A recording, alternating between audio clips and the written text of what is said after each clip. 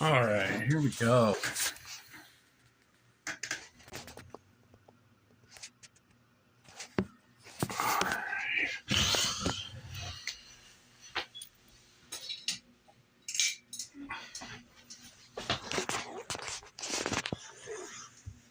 Alright, now I'm way kind of lighter.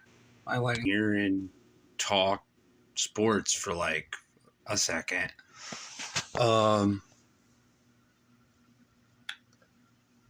Yeah, it's football season, it's basketball season, it's October, everything's happening. So I'm just gonna kind of get on here and we'll take it from there. I'm an Illinois fan, so this is skewed, but we're 6-1, ranked 17th. We're playing Nebraska tomorrow. 3-4. They fired Scott Frost after they lost to Georgia Southern. I think they started 1-3. They're not very good. We'll talk about that. Illinois basketball preview. I'm definitely gonna talk about that. Transfer portal and kind of some things going on in the nation and college. Texas A&M scandal, which I find buku bat nuts. A UFC Fight Night 213 preview, which Cater Arnold Allen, which that's a good fight. We'll talk about that. And then basketball top 25 throughout the country. And we'll talk about that as well. First off, I want to start Illini football. 7 games in, we're 6-1. Our only loss to Indiana on the road in a game we should have won. I still say that Brian Hightower catch is a damn catch 2 months later. So, then, yeah, the Indiana game infuriates me, but in a way, we are not 6-1 without that Indiana game. So, this is the best Illini football season since 2011, so we've been ranked since 2011, so I'm trying to just ride that wave. But first I want to talk about quarterback. Tommy DeVito. Wow.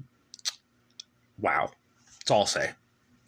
For what we had to deal with for the last 10 years as a quarterback, and it gets good. So I give that an A, quarterback-wise, A-. Running backs, Chase Brown's one of the best running backs in the country. He's leading the nation in rushing. Reggie Love, Chase Hayden have kind of backed him up a little bit this year. Josh McCray, who is his backup, has been hurt all year. He had a knee injury against Wyoming in the first game of the year. He'll be back tomorrow, but we'll talk about that later. As far as that grade, B+. Just because I don't think it's hit its full potential yet. So, and there has been red zone issues, but we'll get to that a little later. Wide receivers. I'm going to be completely honest. I went into the wide receivers going into the year not expecting a whole lot. I've been surprised. I've been very surprised. Between Pat Bryant, Isaiah Williams, and Brian Hightower. They've all been solid.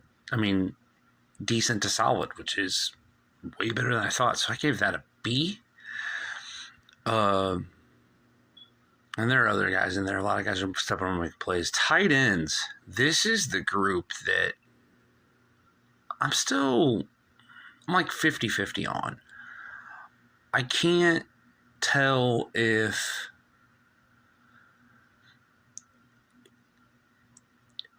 because they're not doing a whole lot of the pass game. They are doing a lot of good run block stuff. But I feel like, at least for 2 of them, the ceiling could be more from a pass catch. But I mean, it's also mid-season. So I gave that a C+. I want to give it a higher grade, but because Temper Hyman and Luke Ford and Marquez are good, if one of those guys gets hurt, I'm a little worried. Depth of the position is not the greatest.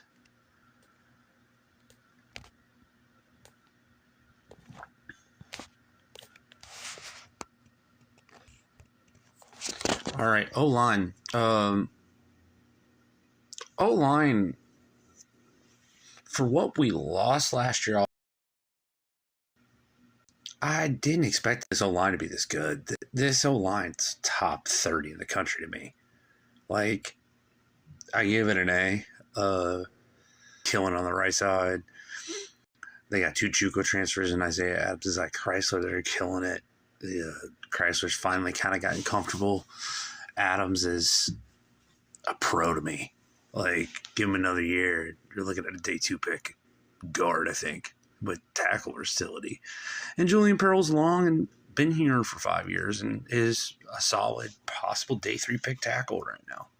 So, take it. Overall offense, I had it as a B. That has more to do, I think, mainly with some scheme stuff and the red zone woes a little bit, but I'll touch up more on that in the Nebraska preview. All right, defense. Start with a defensive tackle, D-line.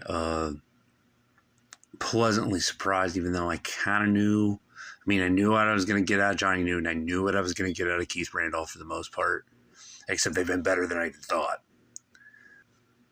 You know, Keith Randolph, and then, like, this line is, it's not Ohio State. It's not, Ohio State's line is freaky to me, and it's not some other lines, but it stepped up. Early in the season, this kind of wore on a little bit, but Coleman and Gabe Backus have played their ass off. Both of them have been performing, and they're getting one-on-ones because of Johnny Newton and that D-line and Randolph. So I went here with a B-. Probably a little bit more skewed towards earlier in the season, but I mean, it still leaves a little bit to be desired. Linebackers. Tyreek Barnes has played well this year as captain. CJ Hart disappointed me a tad bit, but our linebackers are good too.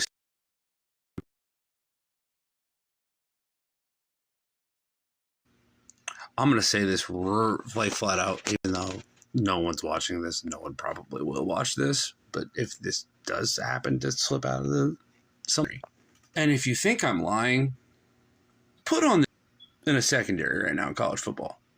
Like, I challenge somebody, even though no one will watch this, but I don't fucking care. So I got somebody challenge me to match up with Devin Witherspoon, Taz Nicholson, Quan Martin, Sidney Brown, Kendall Smith, Matt Bailey. I'll throw Matt Bailey in there for the hell of it.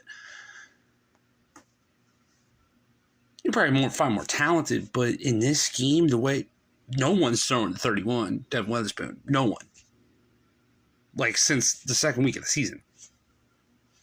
And pop. So this secondary, A+ automatically, like I said, best secondary in the country. There's going to be 4 draft picks off that out of those 6, I bet, in the next 2 years. Special teams, I gave this one a C-. Special teams, we've been spoiled around here for the last... Chase McLaughlin was here. He's kicking for the Colts. We just had Blake Hayes and James McCourt from a punter-kicker's perspective. So, we've been spoiled. Caleb Griffin has been hurt a little bit. There's still question marks if he can accurately kick over 45. But Fabrizio Penton won us the Iowa game. Walk-on kicker, transfer from Air Force. So, but his range, I think, is probably only 40, which then puts you more in fourth down call situations. But I think the thing that really intrigues me is if Caleb can get healthy, they switch long snappers. The thing that a lot of people didn't realize about the specialty side is we had a long snapper here for 5 years who's how he's not in the league, I don't know. But he was a damn good one. And we haven't found that yet, really. I know we got Lane Hansen, who's Jake Hansen's little brother, doing it now. And I think, but Caleb hasn't kicked with him that much, I think. So I think that has a chance to shock some of us coming in. But that's what I will leave. Overall, I went offense B+, defense A, overall A. I mean, we're 6-1, should be 7-0, and that's the best I could pop. All right, now we'll talk about Nebraska. So we play Nebraska tomorrow, Saturday, 2:30 on ABC. Where last time I looked, I think we were like 7.5-point favorites. As I said in the preview, they are 3-4, and they've got an interim coach in Mickey Joseph. I think they're talented.